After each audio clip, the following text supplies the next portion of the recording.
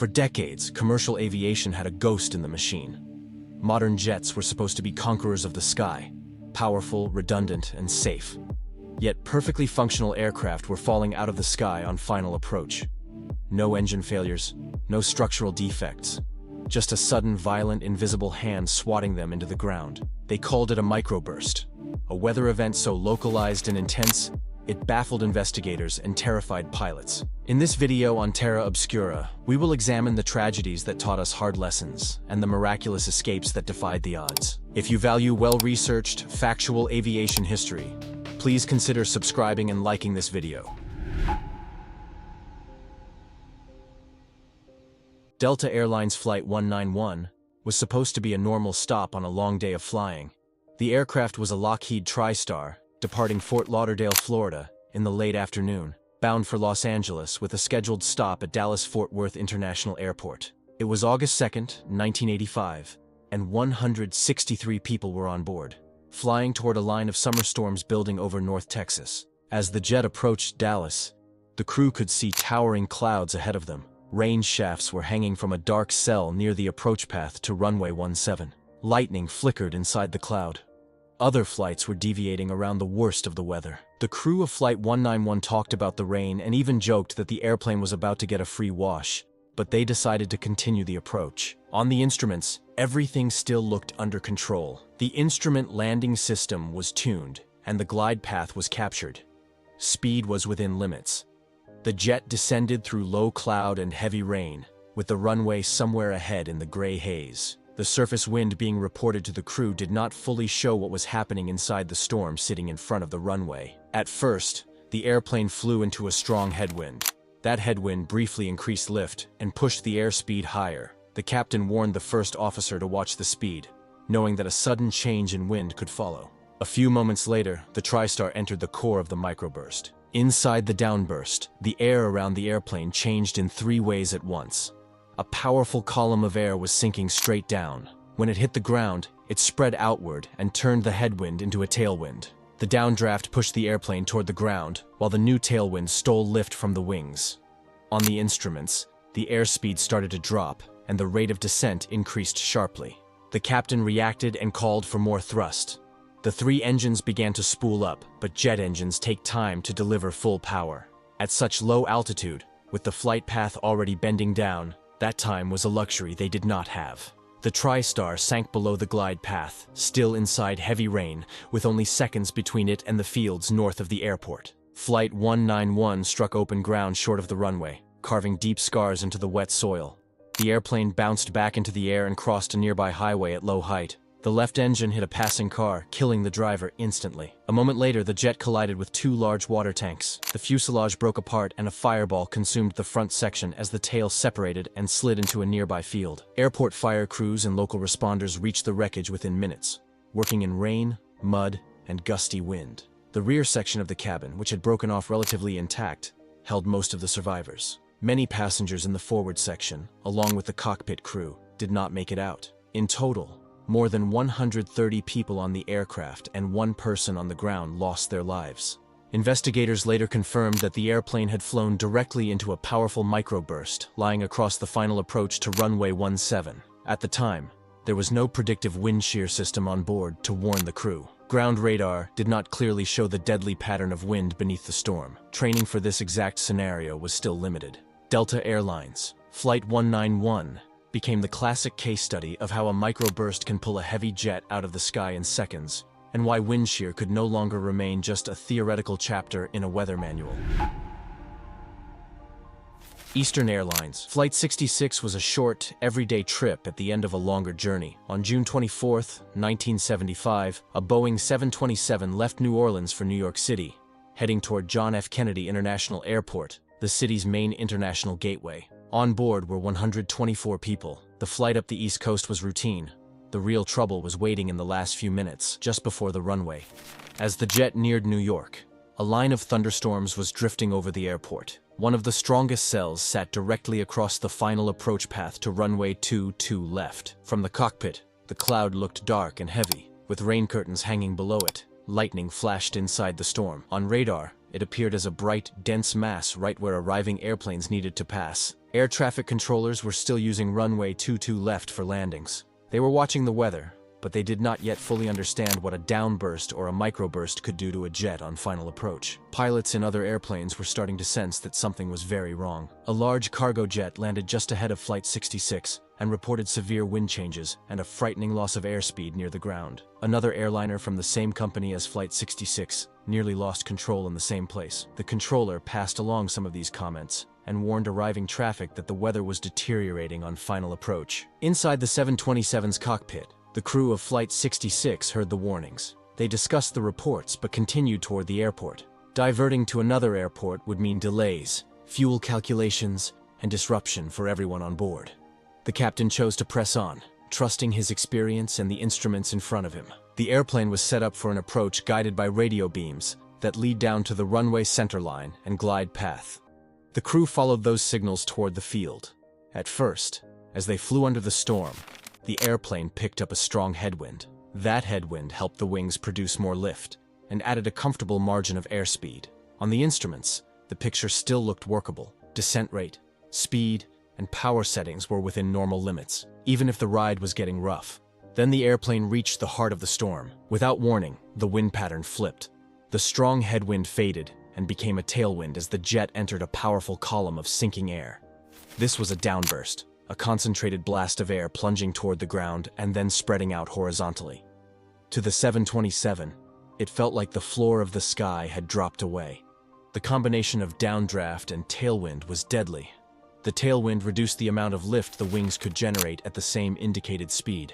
At the same time, the sinking air pushed the airplane down toward the ground. On the instruments, the airspeed began to fall and the rate of descent started to climb. The glide path warning needles showed the airplane dropping below the ideal path to the runway. The pilots tried to fight back. Power came up. The nose came slightly higher. Rain pounded the windshield and the view of the approach lights ahead was blurred and intermittent. But each second inside the core of the wind shear pulled the airplane lower. At this altitude, there was almost no room to recover from a rapid increase in descent. A few seconds later, Flight 66 hit the structure that marked the beginning of the runway environment. The 727 slammed into the tall light towers that stand in front of runway 22 left. The impact tore off parts of the wings and landing gear and ripped open fuel tanks.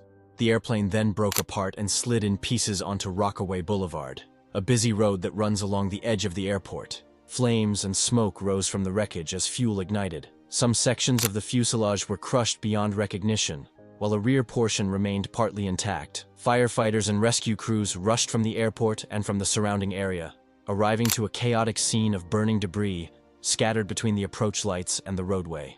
Out of the 124 people on board, only 11 survived.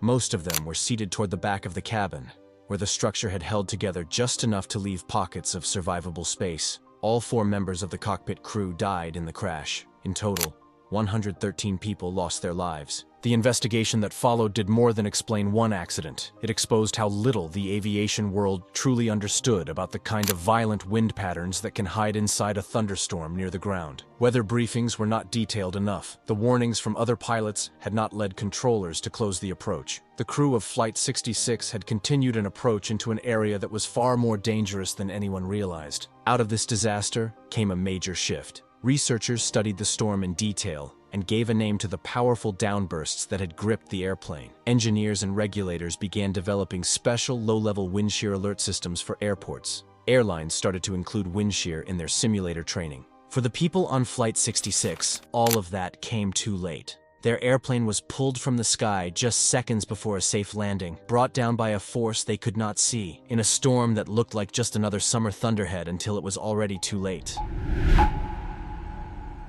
Pan Am Flight 759 was a short, routine hop that should have taken less than an hour. On July 9, 1982, a Boeing 727 sat at the gate in New Orleans, preparing for departure to Las Vegas with a planned stop in Los Angeles. There were more than 140 people on board, families and business travelers heading west on a humid summer afternoon. Over the city, a line of thunderstorms was moving slowly across the area. Dark clouds built up, and heavy rain showers passed over the airport, then weakened, then flared up again. the kind of unstable summer weather that looks normal from the ground but can hide violent changes in wind. The crew of Flight 759 taxied out toward the runway. They listened to the weather reports on the radio. Controllers were still using the main runway for departures. Other airplanes were taking off and landing between rain showers. Some pilots mentioned gusty winds and poor visibility, but there was no clear order to stop departures. The radar screens and the tools of the time did not show a detailed picture of the dangerous wind pattern hiding near the runway. When it was their turn, the 727 lined up for takeoff. The engines pushed to takeoff power,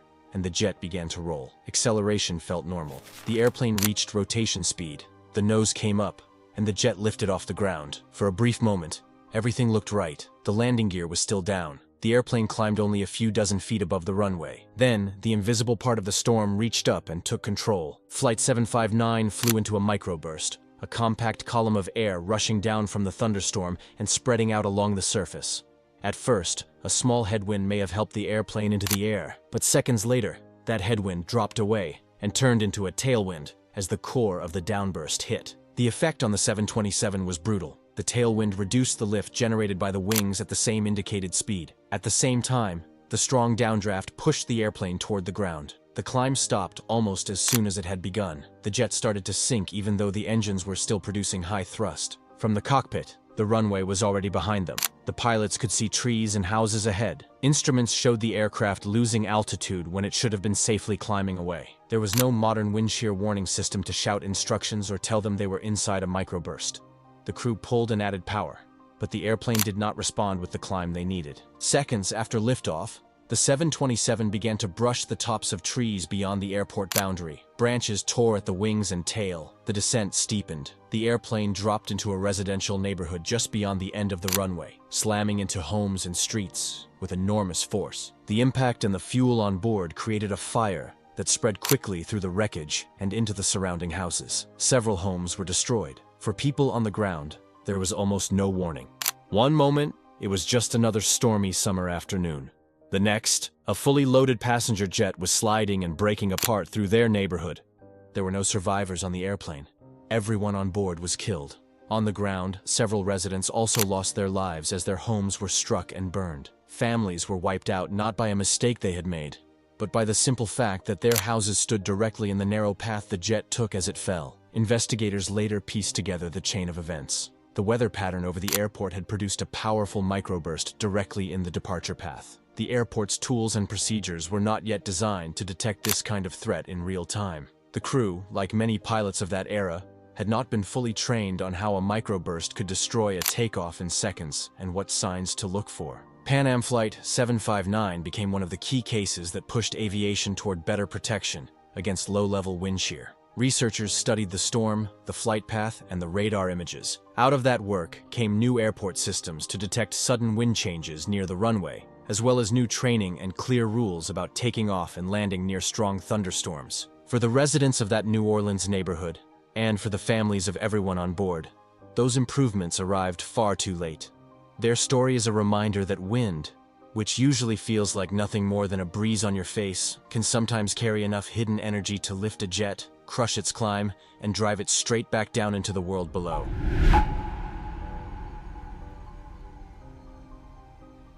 UTair Flight 1016 was a short evening hop that should have been over in less than an hour. On July 2nd, 1994, a McDonnell Douglas DC-9 left Columbia, South Carolina, bound for Charlotte with 57 people on board. The route was familiar, the airplane was routine, and the first part of the flight was uneventful. As the jet approached Charlotte, the picture outside the windows began to change. A cluster of strong thunderstorms was sitting near the airport. Dark clouds were stacked over the city. Curtains of rain were falling in narrow bands. Lightning flickered in the distance. On radar, controllers could see storms moving across the normal paths to the runway, and they were trying to fit arrivals through the gaps. The crew of Flight 1016 knew there were storms in the area. They could see rain ahead, and they were listening to other pilots on the radio. Another jet had just landed and told the tower that the ride on final approach was smooth. That report gave the impression that the path to the runway was still manageable, even with the weather building around it. There was no clear instruction to break off or hold. The crew continued toward the airport. Approach control cleared them for a precision approach that uses radio beams to guide the airplane down to the runway. The first officer was flying. The captain was monitoring the instruments, the outside view, and the weather information. Controllers turned the DC-9 onto a straight line for one of Charlotte's main south-facing runways, threading it between the most intense parts of the storm. At first, the numbers in front of the pilots looked normal. The descent rate was stable. The speed was in the right range for landing. The engines were set at a modest power level. Rain started to hit the windshield, blurring the view ahead, but the runway lights were still in sight through the gaps. For the passengers, it felt like a standard arrival in bad weather. What the crew could not see was a developing microburst just short of the runway. Inside that storm cell, a pocket of air was starting to collapse downward toward the ground. When such a downburst hits the surface, it spreads out and creates dangerous changes in wind speed and direction. For an airplane close to the ground, that can mean a sudden loss of lift and control. As Flight 1016 descended through the rain, the airplane began to feel the first effects of the changing wind. There was a brief headwind that helped the wings. Then the pattern flipped. The headwind faded and shifted to a tailwind as the jet entered the core of the microburst. At the same time, the sinking air pushed the airplane downward. On the instruments, the airspeed started to bleed away, even though the crew had not reduced power. The rate of descent began to increase. The airplane slipped below the ideal path to the runway. The pilots were now in classic low-level wind shear, but there was almost no time to recognize and label it in their minds. Outside, the rain grew heavier, and the runway environment became harder to see. A system called a ground proximity warning system, which is designed to warn when an airplane is getting too close to the ground, began to speak up. It gave sharp, urgent calls that signaled an unsafe descent. The captain realized that the approach was no longer stable and made the critical decision to go around. He told the first officer to abandon the landing and climb away.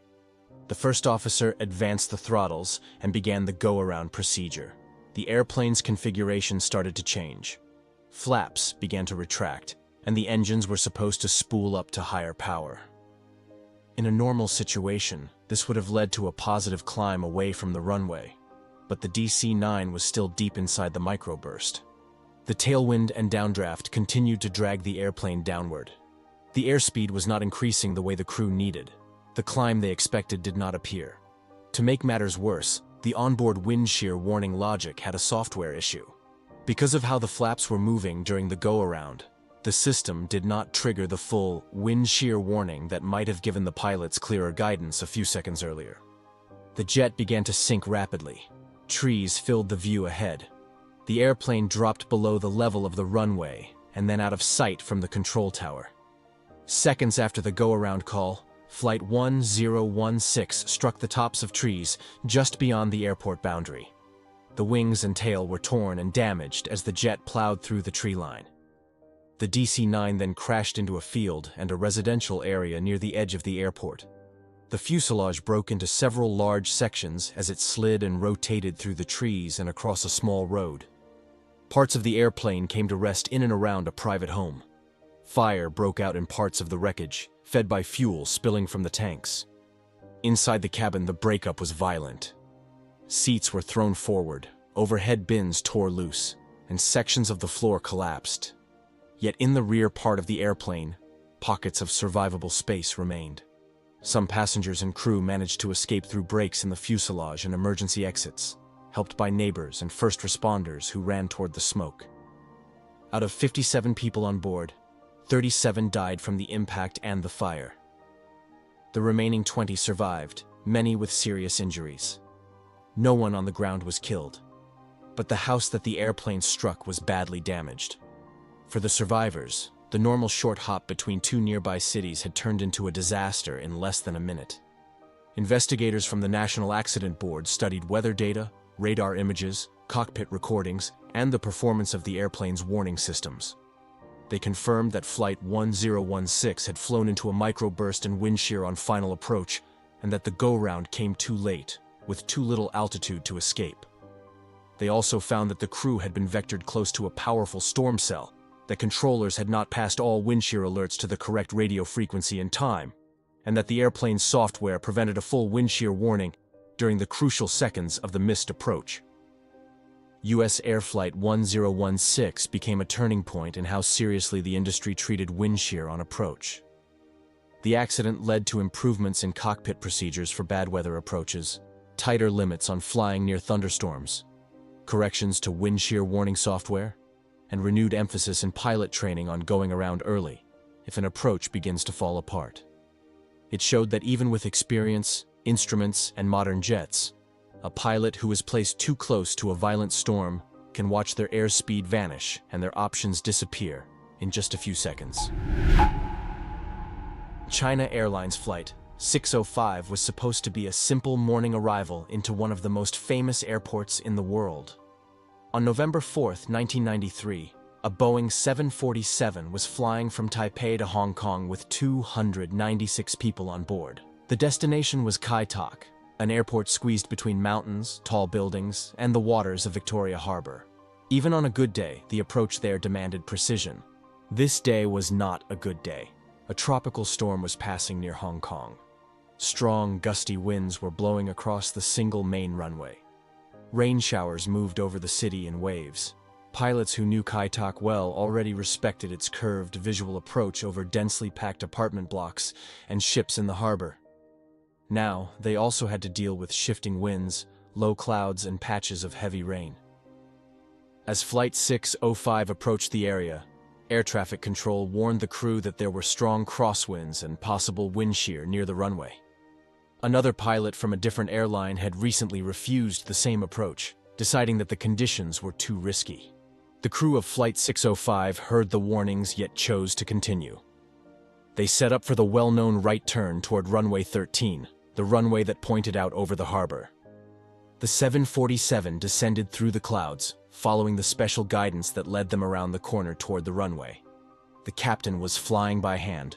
The first officer was handling the radios and helping to monitor the instruments. Wind was blowing almost sideways across the nose of the airplane, with gusts that pushed and pulled on the wings. Wipers struggled to clear the rain from the windows as the city and the famous checkerboard hill appeared through breaks in the cloud. On the flight deck, the instruments began to tell a worrying story. The airspeed started to jump up and down instead of staying steady. The path down toward the runway drifted above and below the ideal line. The airplane received electronic alerts warning of deviations from the proper descent and the risk of wind shear. These were clear signs that the approach was becoming unstable in the storm. At this stage, the safest option would have been to push the power up, climb away, and go around for another attempt, or divert to a safer airport. The procedures for the airline and the type of airplane called for a missed approach when there were severe airspeed fluctuations and warning alerts so close to the ground. But the captain pressed on, trying to land despite the changing wind and the warnings. As they turned in toward the runway and lined up, the crosswind and gusts kept fighting the airplane. The 747 was still too fast and slightly high. Instead of touching down near the beginning of the runway, Flight 605 floated and finally made contact with the concrete more than 600 meters beyond the point where it should have landed. The speed was still around 150 knots, far too high to waste any length of runway. The moment the wheels were on the ground, the crew needed every tool available to slow this heavy jet.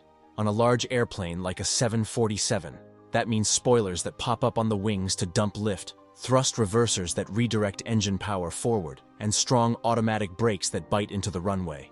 In the confusion of the landing, these defenses did not come together as they should have. The captain had disconnected the automatic throttle system before touchdown, and was working the power levers by hand. After landing, the first officer took over steering on the ground, trying to keep the airplane on the center line in the strong crosswind. The captain tried to deploy the thrust reversers, but instead, for a short time, actually increased forward power on some engines. The spoilers that should have stayed up to kill lift retracted again. The automatic brakes were set to a relatively low level and then switched off when the power went up. All of this meant that for precious seconds after touchdown, the 747 was rolling down a wet runway with too much speed and not enough braking. The airplane was still trying to fly rather than plant itself firmly on the concrete. Rain, crosswind, and the late touchdown had already eaten up much of the runway. Now the jet was running out of room. As they neared the far end of runway 13, it became clear they were not going to stop in time. Beyond the concrete waited a rocky seawall and the waters of Victoria Harbor. At the last moment, the captain made a split-second choice. He turned the airplane slightly to the left, trying to avoid crashing straight into the lights and structures that marked the far end of the opposite runway. The huge jet skidded sideways, slid off the edge of the runway, and dropped over the seawall.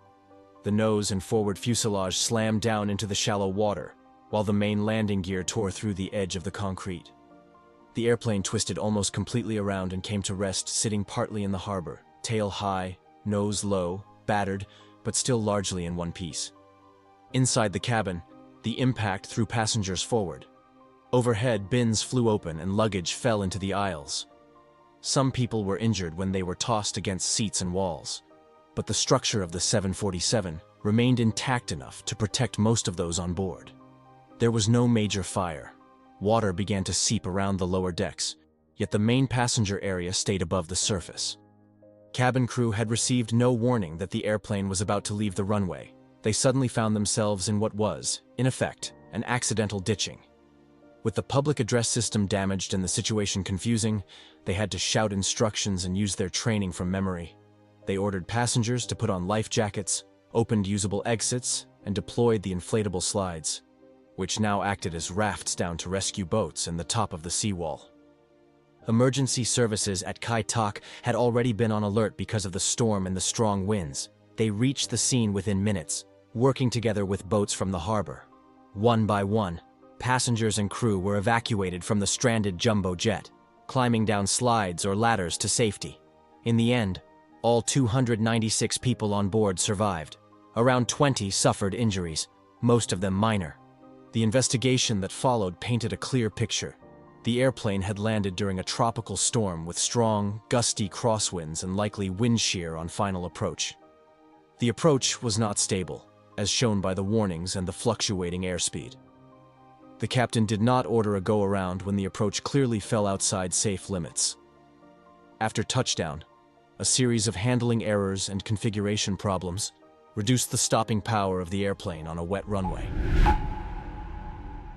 American Airlines Flight 1420 was meant to be a quick, late-night hop from Dallas-Fort Worth to Little Rock. On June 1, 1999, the McDonnell Douglas MD-82 left Texas with 145 people on board, running behind schedule at the end of a long duty day for the crew. Ahead of them, over Arkansas, a line of thunderstorms was sliding over the airport they were supposed to land at. As the jet drew closer to Little Rock, the weather picture grew worse. Thunderheads towered over the city. Lightning flashed around the airport. Heavy rain showers moved across the single runway complex. Controllers watched the storm cells on their radar and tried to keep traffic moving, fitting airplanes into the small gaps between the worst of the echoes. In the cockpit, the crew of Flight 1420 knew the situation was tight. They were facing the limits of their duty day. If they did not land soon, they might have to divert or cancel the flight. That pressure sat quietly in the background as they briefed the approach. The captain, a very experienced pilot, made it clear that he wanted to get the airplane on the ground in Little Rock that night. At first, air traffic control told them to expect a landing on a runway that would have given them a tailwind in the current conditions. When the winds shifted, the captain requested a different runway that would give more of a headwind. The controller approved the change, but that meant the airplane had to maneuver around in the storm to line up. While they were turning, the worst part of the thunderstorm moved directly over the airport. The flight's weather radar could only see a narrow slice ahead of the nose, and heavy rain could weaken its picture. The crew did not have a full view of how bad the storm over the runway had become. On the radio, there were reports of strong winds and wind shear alerts. The winds being read to the crew were already pushing against the safe crosswind limits for landing on a wet runway at night. As Flight 1420 turned onto final approach, the thunderstorm was now on top of the airport. Rain hammered the windshield. Lightning flashes lit up the clouds around them. The captain took manual control of the airplane. The first officer called out speeds and altitudes as they descended through the storm toward a runway they could barely see. Inside the cockpit, workload was high and time was short. The crew did not complete their full pre-landing checklist. They forgot to arm two important systems that help stop a jet on a wet runway: the automatic spoilers, which pop up on the wings after touchdown to kill lift and put the airplane's weight onto the wheels, and the automatic brakes, which apply strong braking the moment the aircraft is firmly on the ground. Both systems could still be used manually, but only if the pilots remembered in the chaos of the landing. The approach itself was unstable. The crosswind was strong and shifting. The airplane drifted left and right of the ideal line. Gusts pushed the nose around.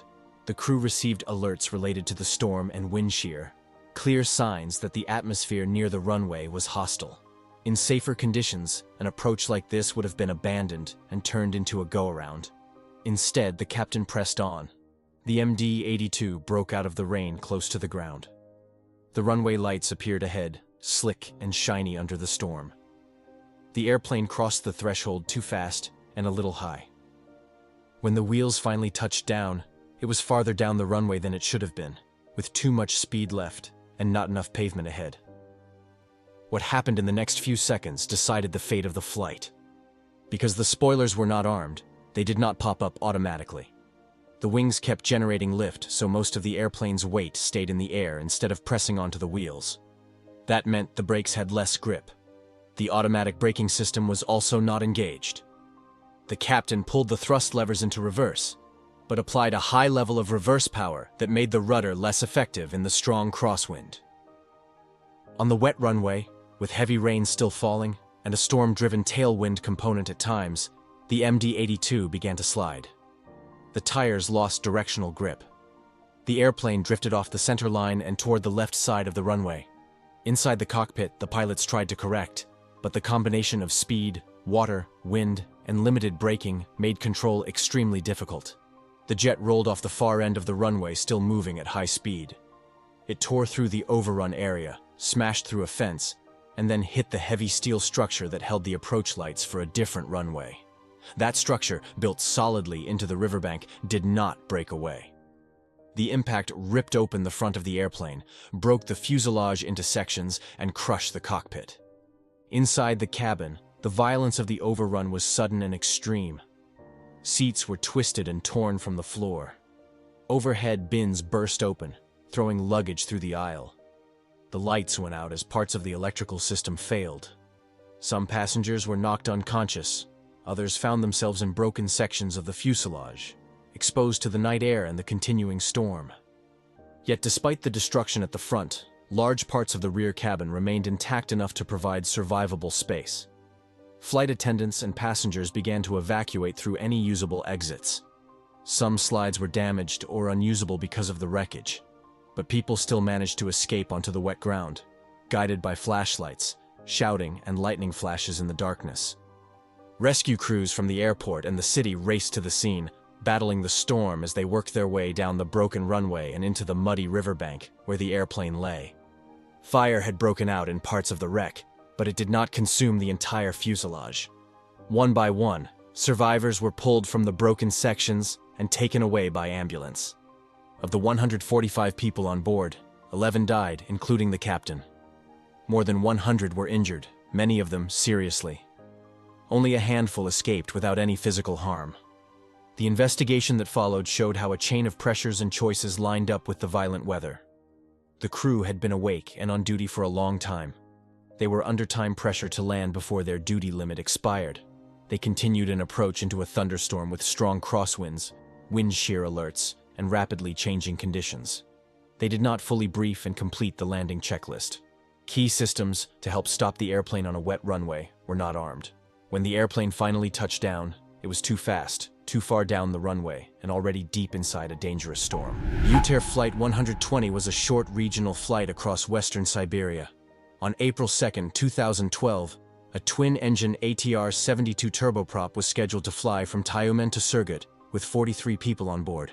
It was early morning at Roshino Airport near Tyumen. The air temperature hovered around freezing. Wet snow and light freezing rain had been falling through the night. The airplane had been parked outside in these conditions for hours.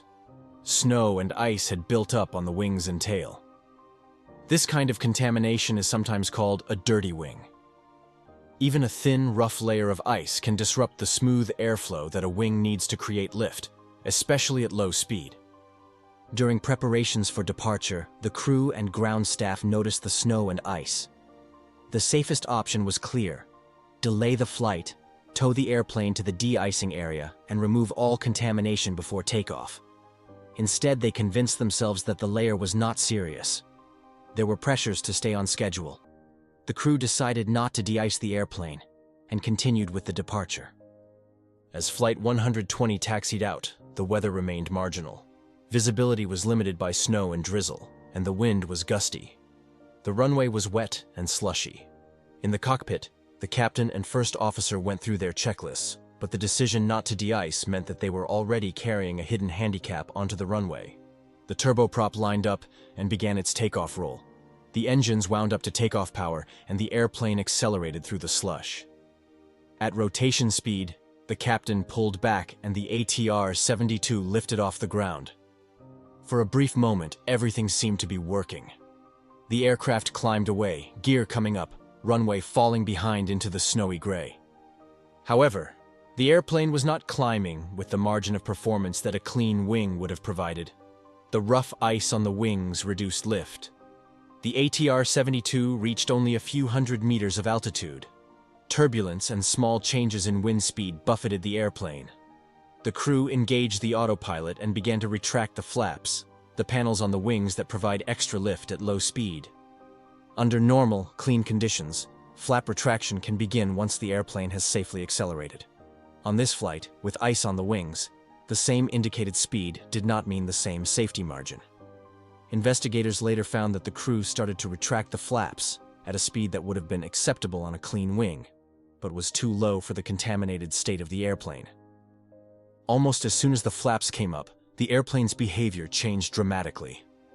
The first officer expressed surprise.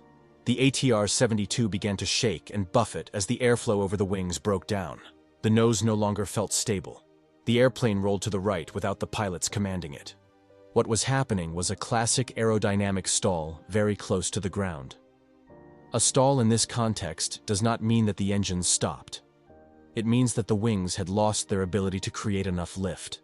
The rough ice, the reduced flap setting, the low speed and the gusty air combined to push the airplane beyond its safe angle of attack. The wings were no longer holding the airplane up. The crew disconnected the autopilot and tried to recover manually. They moved the controls to counter the roll, but the ATR-72 now swung from side to side. The bank angle increased first one way, then the other. Stall warning signals sounded intermittently. The airplane began to lose altitude rapidly. The correct response to this type of stall near the ground is counterintuitive for many pilots. Push the nose down to reduce the angle of attack, add power, and if possible, extend some flap again to regain lift. Instead, under intense stress and with the ground rushing up, the pilots kept pulling, trying to make the airplane climb. Each pull made the stall worse. Within seconds, the bank angle grew steeper. At one point, the airplane rolled more than 50 degrees, nose down, wings no longer producing reliable lift. The ATR-72 was now out of control in a shallow dive, still close to the airport, with almost no height left to recover. A moment later, Flight 120 slammed into a snowy field only about 1 nautical mile from the end of the runway. The impact broke the airplane into several large pieces. Fuel spilled and ignited, sending flames and smoke into the cold air.